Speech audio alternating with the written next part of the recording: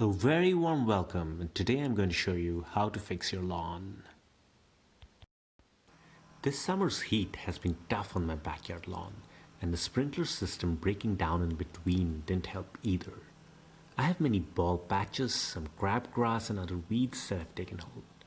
It's September now, and the cooler weather calls for some fall maintenance works to be done on the lawn. The plan for today is to get the lawn aerated, then reseeded and top dressed. My soil is very hard, and I don't know when the lawn was last aerated, so it's definitely due for some aeration. This is the core aerator that is going to be used today, that has been rented out for the day.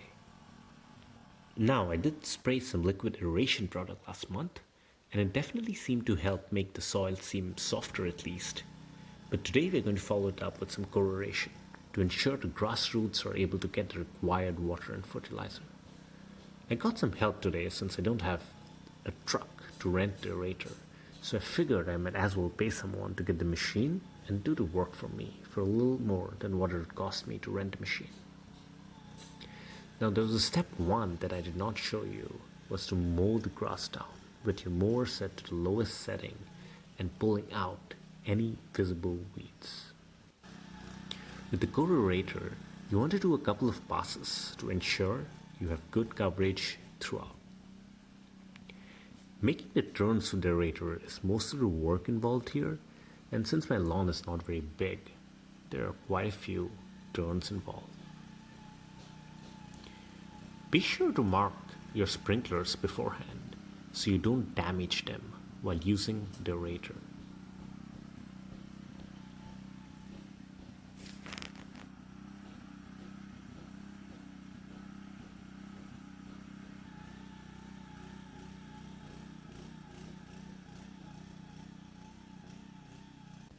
The seeds we're going to throw down today is the Scott's Tall Fescue mix.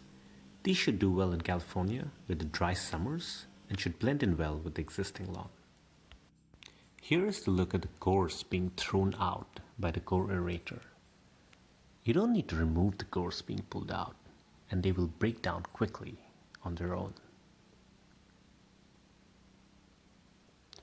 With the aeration done, it's time to throw down the seed. We're going to do a manual spreader after measuring out the recommended amount called out in the seed bag. You need to throw down more seed for a new lawn than for reseeding a lawn. So if you have larger bald patches like mine, ensure to add more seed in those areas.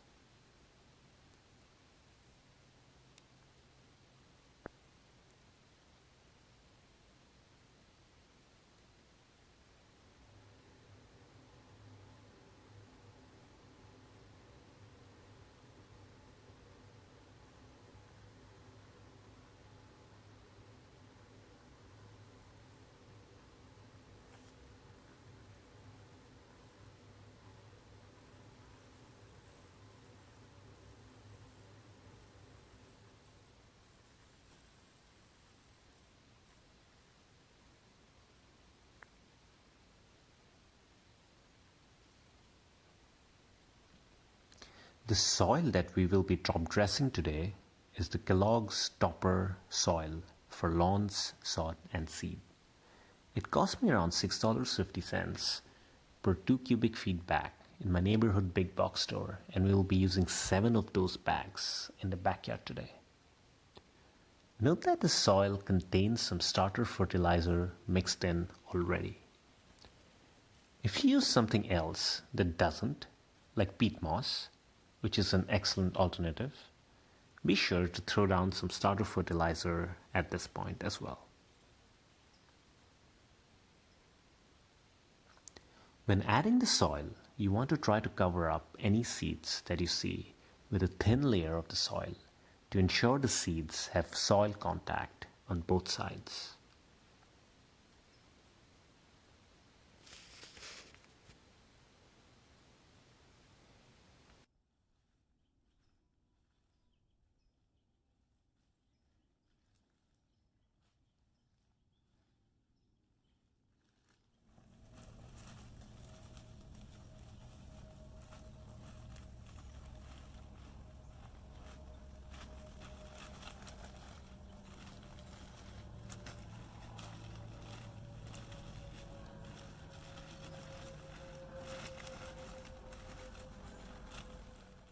Once all the soil has been added, it's time to water down the lawn.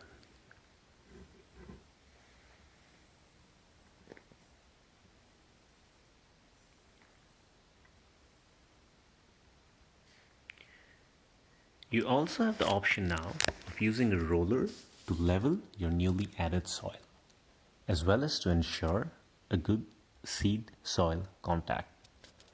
I've noticed previously when I've skipped this step, the soil might settle with watering, exposing the seeds underneath, which is not ideal.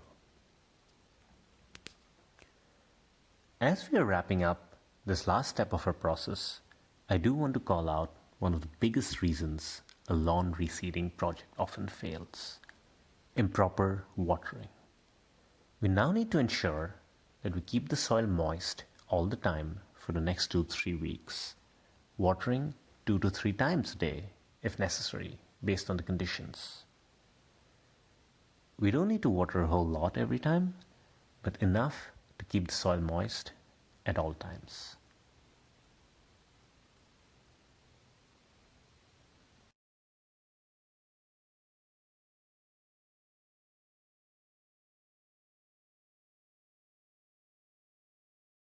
And there you have it.